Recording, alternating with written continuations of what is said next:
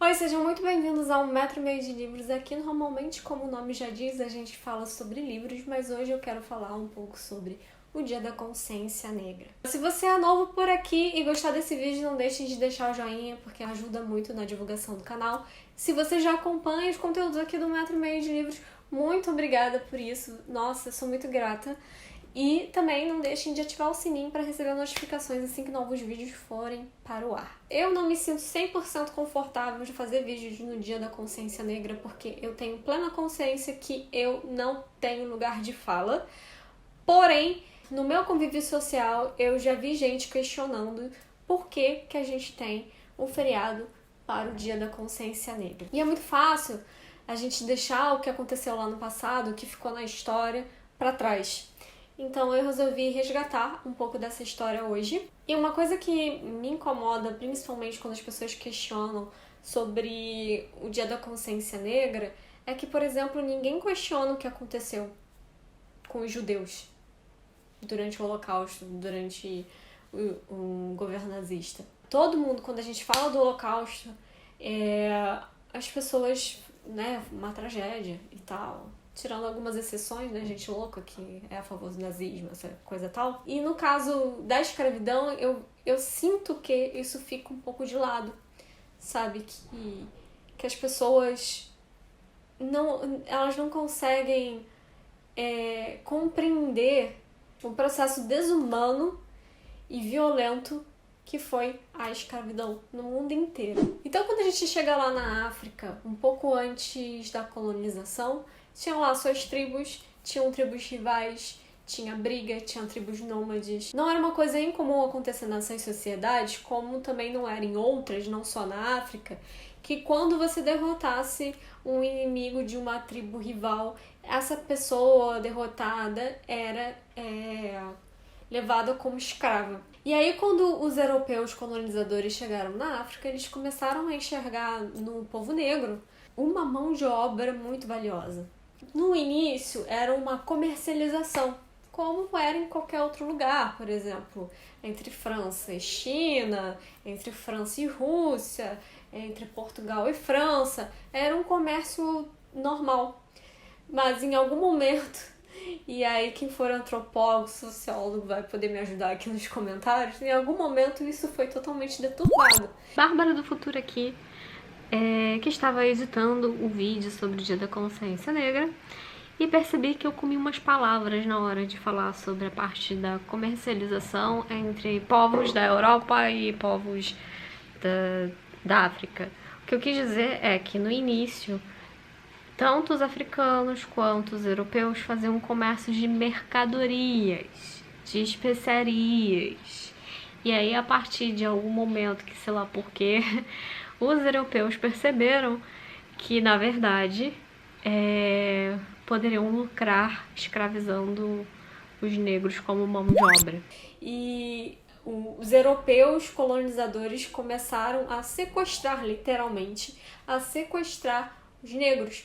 Então, de repente, você tava lá andando na rua, na sua tribo, de boaça, num dia comum qualquer, no seu cotidiano, e aí você era sequestrado, jogado num porão junto com tantos outros. Se você fosse mulher, você era estuprada também, nesse caso. E aí você era jogado num navio negreiro e ia parar num lugar totalmente desconhecido. Um ponto também que é importante ressaltar é que uma estratégia usada pelos colonizadores era de não pegar pessoas da mesma tribo.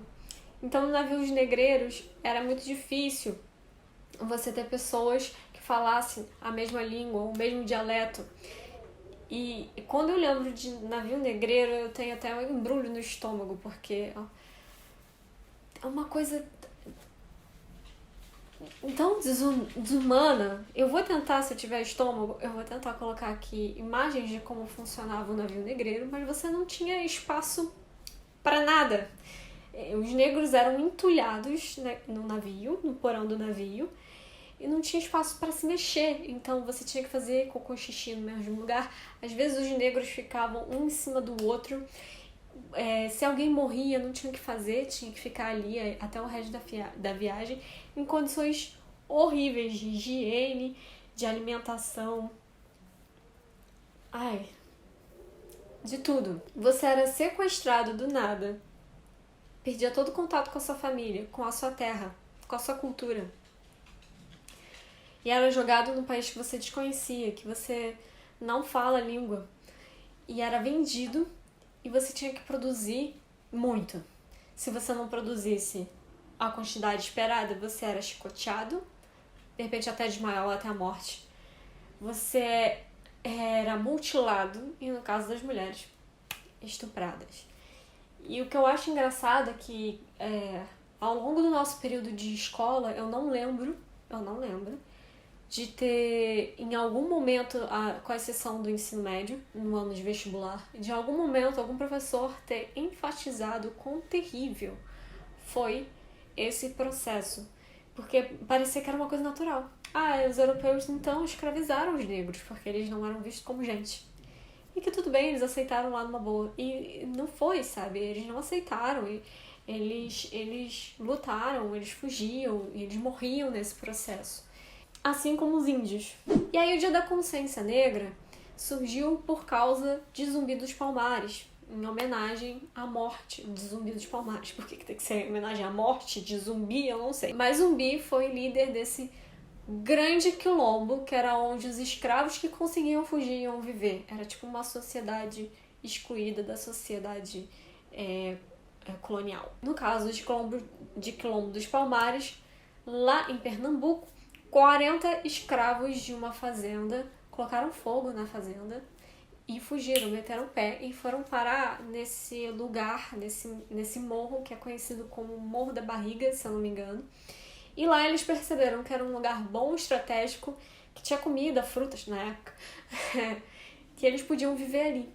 Então eles construíram o Quilombo dos Palmares e tiveram líderes ao longo dos anos. Quilombo dos Palmares conseguiu resistir aí durante 100 anos, com muitas guerras, muitos ataques, muitas mortes, mas eles conseguiram resistir. É um grande símbolo de resistência no Brasil. Era um quilombo tão grande que eles tinham como se fossem bairros, pequenos bairros, e aqui a gente pode chamar de repente de aldeias, e eles construíram também uma forma de sociedade. Então, inicialmente, ali no Quilombo de Palmares, você tinha o chefe, né, que a gente pode chamar de rei. Você tinha o chefe. Esse chefe conversava diretamente com o que eles chamavam de maioral, que eram representantes de cada aldeia dentro do Quilombo de Palmares. E o interessante é que, por mais que esse chefe fosse chefe, dizem os historiadores, antropólogos e tal, que não era uma organização de dominação, sabe? Ele não tinha o poder, ele não era o poder, era igual para igual, não existia esse negócio de poder.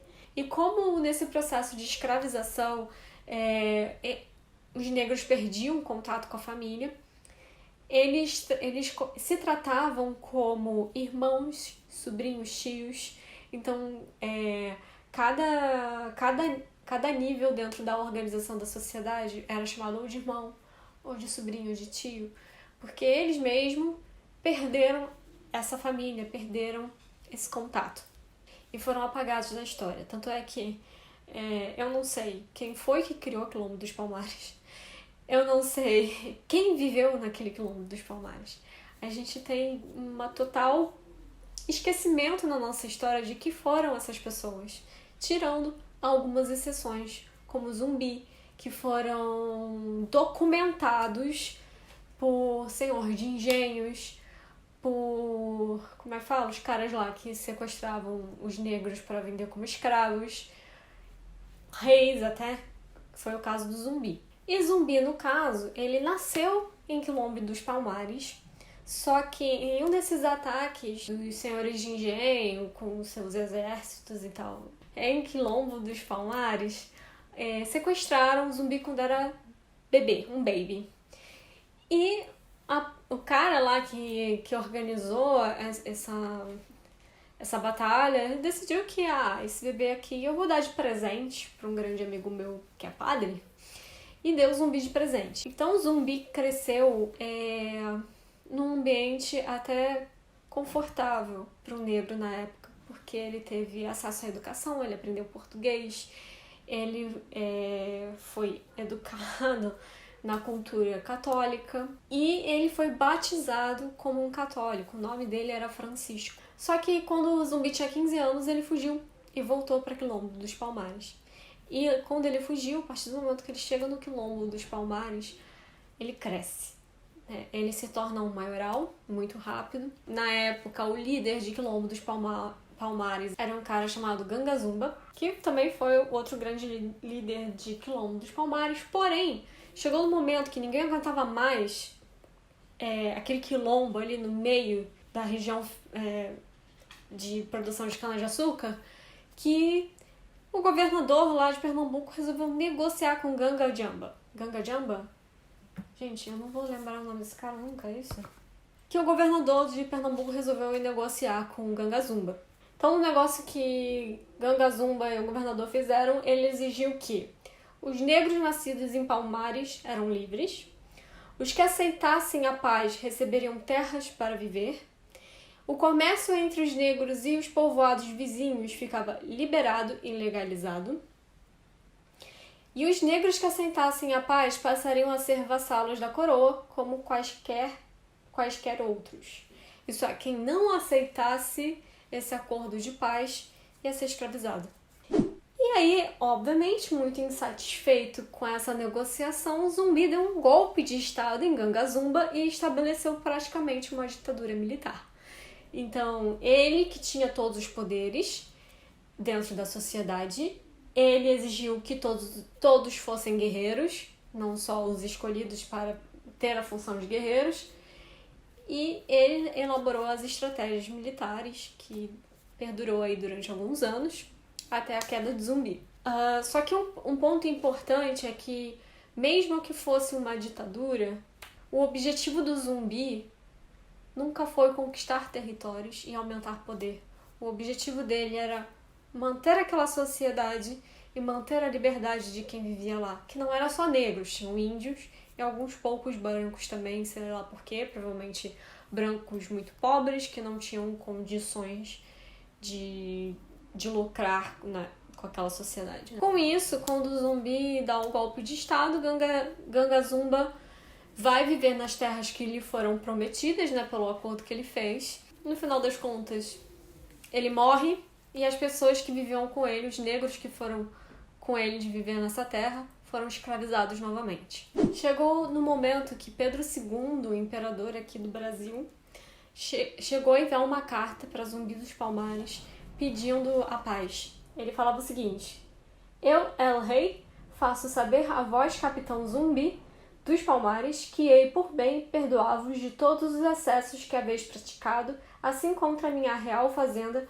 como contra os povos de Pernambuco, e que assim o faço por entender que vossa rebeldia teve razão nas maldades praticadas por alguns maus senhores em desobediência às minhas reais ordens.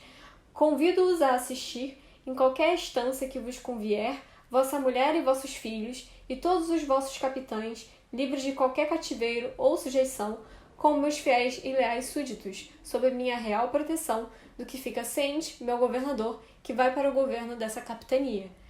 Zumbi respondeu: não. E aí, um bandeirante que era muito conhecido por dizimar indígenas, chamado Domingos Jorge Velho, foi contratado para acabar com o Quilombo dos Palmares. E ele realmente conseguiu fazer essa façanha. Acontece que os guerreiros de Palmares nunca tinham batido de frente com um exército. Eles sempre tinham uma estratégia de fugir. Os soldados lá da colônia chegavam no lugar achando que eles estariam ali, não estavam, tinham debandado indo para outro lugar. Eles também faziam no solo buracos e cobriam com coisas para não parecer que tinha um buraco ali, eles caíam nesses buracos, enfim. Uma grande estratégia de guerra, mas no final das contas Zumbi foi vencido e ele fugiu antes de ser capturado. Só descobriram onde Zumbi estava, ele fugiu com alguns negros, porque conseguiram sequestrar um dos negros que era tipo o braço direito de Zumbi, torturaram o cara, e ele não falava de jeito nenhum, até o momento que que pelo que eu entendi, eles falaram, então tá, então se você entregar pra gente o zumbi, você é um homem livre. E aí foi assim que o zumbi foi encontrado. E ele lutou até a morte, ele estava totalmente desconfigurado quando ele chegou na cidade. Cortaram o pênis fora e botaram ele na boca. Ele já não tinha, acho que um braço, alguma coisa assim, tava todo fodido. E aí, quando ele chegou na cidade, decapitaram ele e botaram a cabeça dele em exposição. Tudo isso porque Zumbi lutou até a morte pela resistência do povo negro. E por causa dessa resistência que o dia de hoje foi escolhido como o Dia da Consciência Negra. E para quem achou que eu fosse só ficar aqui contando a história de Zumbi sem recomendar nenhum livro, se enganou, porque todas as informações que eu passei aqui eu tirei de um e-book que tá de graça na Amazon, que foi escrito por esse historiador chamado Joel Rufino Santos. E esse livro se chama Zumbi, então eu vou botar o link dele aqui pra quem quiser e tiver interesse. Muito bom, achei bem bom. É curtinho porque, como já contei aqui, a gente tem poucos documentos que falam sobre a resistência negra. Tanto é que se diz que Zumbi tinha uma mulher chamada Dandara, e que foi uma grande guerreira também, de Colombo dos Palmares, só que a gente não tem documentação, não tem informação, não tem nada sobre ela. E eu queria muito poder vir nesse vídeo e poder falar sobre ela, mas não temos documentações, assim como muitos negros hoje em dia só conseguem voltar na árvore genealógica a partir de um determinado ponto, porque depois não tem pra onde ir. Se perdeu. Então, espero que todo mundo tire o dia de hoje para refletir. Espero que vocês tenham gostado do vídeo. Se vocês gostaram, não esqueçam do joinha. A gente se vê no próximo vídeo. Beijo!